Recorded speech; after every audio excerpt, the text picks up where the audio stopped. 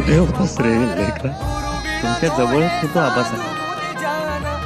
तुमच्यापासून कधी दूर गेलोच नाही. होय रे बाया, आम्हाला खात्री आहे तुम्हाला आमच्यापासून कोणी दूर करूच शकणार नाही. ना परके ना आपले.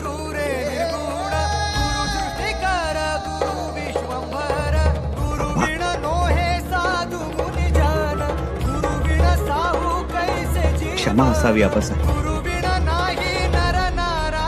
अदब विसर.